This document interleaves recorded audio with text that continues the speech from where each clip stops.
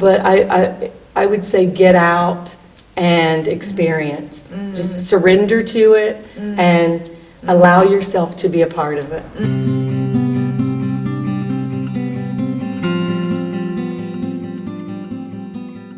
Hello, welcome to Sunny Story. I never been a yoga person. I never liked it.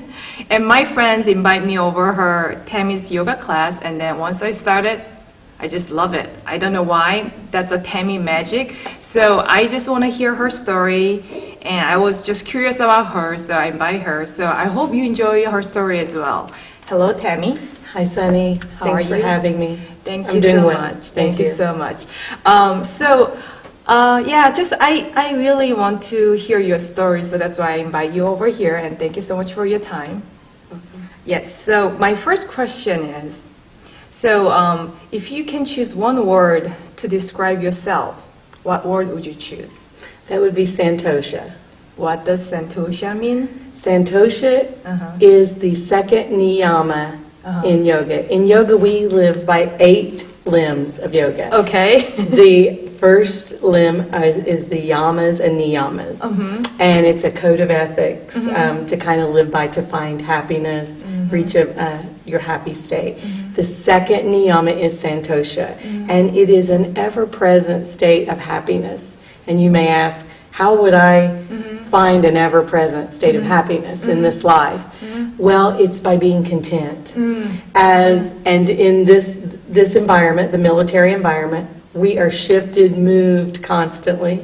We just get happy and content, and then we get orders, and we have to leave. Gotcha. So by practicing Santosha, contentment, you can find that ever-present happiness. So it's a being content. Yes. Santosha. So do you think that Santosha means similar, close to mindfulness? Definitely. Yeah. Because mindfulness would have to come into play to find that contentment. Right. Yes. So you talk about, just mentioned that military life is very dynamic, always changing. So my question is, how do you practice to be content or to be Santosha? Okay. Especially in this dynamic life. Well, first, when you first are deployed to a new location, especially here, away from the U.S., it's very hard. But you have to find your way of reaching that, and meditation is an excellent way to do that. Some people, their minds are too busy and they can't really meditate. So yoga, coming to a physical yoga class, is a great alternative because we're doing the movements with the breathing, and in that combination, somehow it sneaks in and you achieve the meditation. Gotcha. And then you get to that moment of Santosha. Yes. Yes. Yeah, I agree with you. Your class is all about, I feel like I'm meditating. Yes. For 1 hour, So, okay, so awesome. Meditating, that's great way to be Santosha, or to be mindful, to be this. How long have you been in Italy here? I will be here 2 years in June, so almost 2 years, yes. Almost 2 years. So how do you like it? I do. In the beginning, not so much. It was such a different culture. Right. And I always want to be in control. Same here. Yeah, always want to be in control. So that's something through yoga that I have been working with. Yeah. Is surrendering. And it's okay that I may sound very primitive when I try to speak their language. It's okay that I get lost every time I'm in the car. All of these things were okay. In the beginning, not so much. Another thing for me was the gates, the heavy metal blinds covering the windows. Seeing that, I felt caged. Because I am from Appalachia, roaming free in the mountains. And so that was it was an awakening thing for me to see that people live like this and Santosha, they're content with it. Gotcha. And so now, over time, I have become okay with it. Gotcha. But I would say get out and experience. Just surrender to it and Allow yourself to be a part of it. Oh, I never thought about that. All the fence and all that metal shutter thing. Yeah, that was hard for me. Oh, that's Maybe for many others, I don't know. I don't know. So what's your favorite part of being in Italy, or what's your favorite things in Okay, here? the most favorite is the landscape. The mountains, the ocean, everything is right within a short Hour. drive, or yes. And the trains, I love being able to jump on a train, go to another city, have lunch, the different foods. And I love all the parks and the hiking trails. Right. Places where I like to just sometimes go alone and maybe write or, just meditate. And you can do that easily here. And then what's your least favorite part of being in Italy? Okay, this is so easy. And it's so crazy. I don't like the washers and dryers. Why is that? Because it's too small? Yeah, well, and the dryer takes forever. It's not the typical dryer like I was always used to. Right. And then when I first used it, I was like, what is this? And this tray sucks the water out. So that was so different from the American dryers. And then the flushing of the toilets. I never thought about it. Yeah, Why is that? The toilets in the United States waste a lot of water, and they really move a lot of water around. Which these are much more efficient, I'm sure. It's eco-friendly, I would say. Oh, I never. Okay. Yeah, but those are probably the least favorite things. And then I think you mentioned that the garbage disposal. Yes, right? I missed that. You missed that, right? I missed the garbage disposal. Just things that don't really matter. First world problems.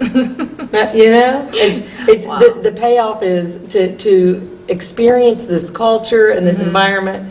I'll take it. I Yeah. can hang my laundry and Right. I mean- and put my it's better to put the your used food, uneaten food in like a meta or a compost. Yeah. It's better to do that anyway. So I'm learning a lot. Right. Sorting the trash, that was something I heard a lot of ladies at my Benvenuti group. They were like, oh, it's crazy. I don't know how to sort my trash. Right, because they didn't do it before, right? Yes. Yes. So Yes. that's something a lot of people that will, they'll learn that and maybe take that back. Right. And will become greener. Right? Yes, yes. How did you start yoga? Okay. I had some very tragic events. Death of a brother, and then my mother mourned herself within the year. Then I had a big move. My son wasn't happy at the new location. Just a lot of things were happening, and I started having what I thought was heart problems. So I went to the doctor, and she did an EKG, nothing wrong with my heart. So we began to talk about what's going on with my life. We determined that it's anxiety, and I needed to do some kind of a release. So I was going through my phone one day, and Groupon's, which is like a little ads where you get things cheaper. A yoga class came up, and so I was like, I'm going to try this. So I, went through with it, went to the studio, signed up, went in, said, hey, I know nothing about yoga, but I need to get physical, and I know that I believe yoga has some kind of a spiritual attachment, so I would be interested in trying this. May I get in the back of the room? I know nothing about yoga. And they're like, I was like that Yeah. 3 weeks ago. I just Yes. stand there, 3 weeks ago, and I'm like, what's going on here, Yeah. So, they're like, just put your mat wherever you want, do whatever you want. So that day, I finished the class, and I felt so good that I never stopped going. I started buying the monthly membership and never stopped going, and then just, got farther and farther into it. Sometimes I was taking 2 classes a day, different things, Tai Chi, just different, anything they were dealing out, I was, soaking it in. And I noticed such a change. In, You felt it. in my physical and mental well-being. Mentally. And I was able to release all of those stuffed Anxiety, emotions. Yes. And so it just became a way of life. And then I knew, hey, I want to show this to other people. So that's how I got into becoming a teacher. Becoming a teacher. Wow. Yes. Because I just, the difference it made in my life, I was such an A-type personality, so busy with my career and my family and trying to balance everything. And if emotions happened, those got stuffed away because I don't have time for you right now. I'm leading this American dream.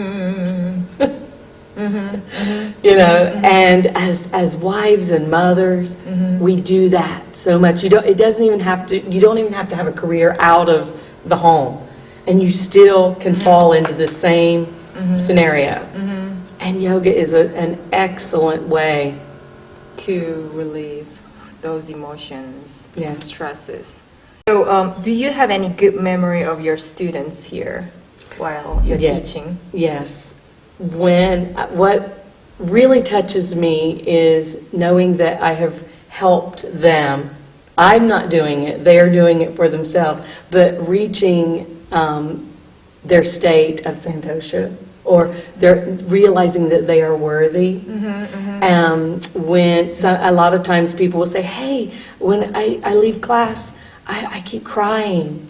Well, because we opened your hips and you store your emotions in your hips. And so sometimes when you leave, it allows your body to release that. And it's a good thing. Right. It's a good thing. It's not a bad cry. It's a good thing. Yeah, I cried at the first class.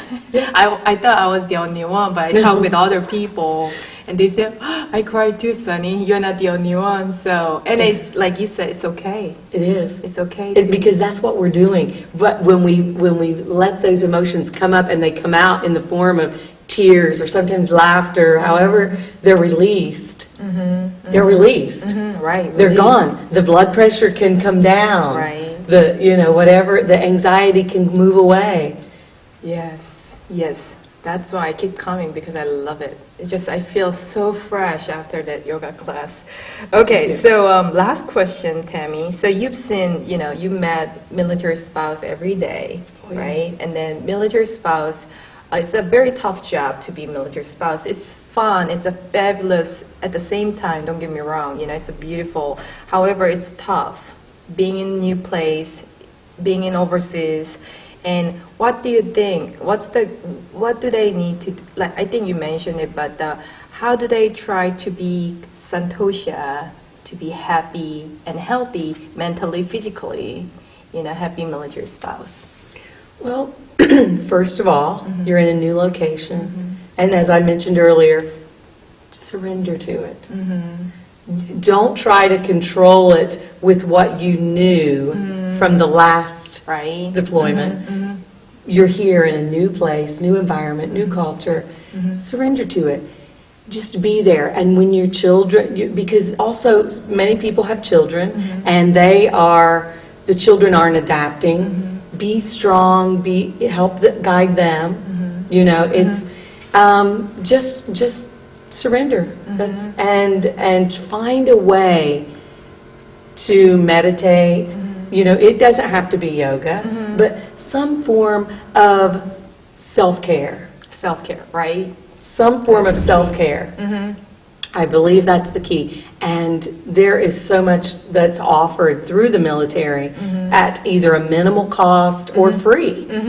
Through, like here, this facility is wonderful. Right. The USO, there's just all kinds of organizations where you need to get out and receive self-care or time for you. Right.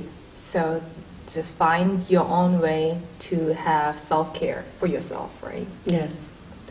I totally agree. And, see, it's so good talking with you, and then listening her Tammie's story. I knew it's going to be great. And then we already, got some insight from her, and thank you so much for your time and sharing your story. It was wonderful. It's just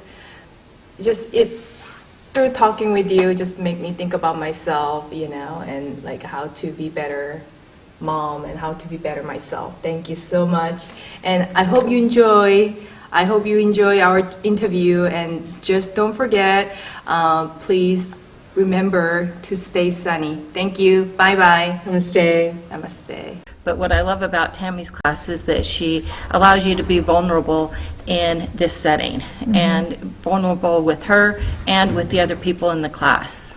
I'll tell you, she is healing me from inside. It does. Yoga helps you release that energy that is negative.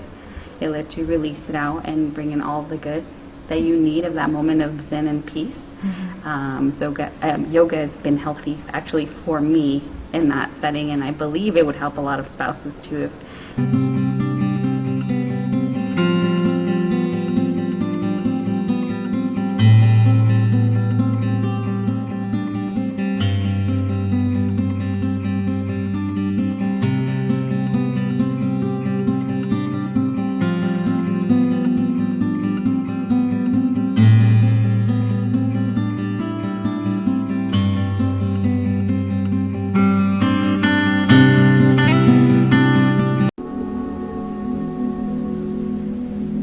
I'd like for you to remember that you are so worth it.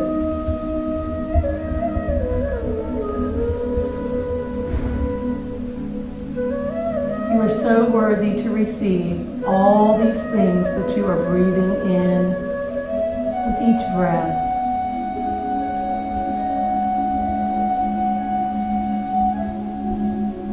Bring our hands back to heart center. Thank you all for sharing this hour with me and giving this hour for yourselves. As always, keep loving and living. Namaste.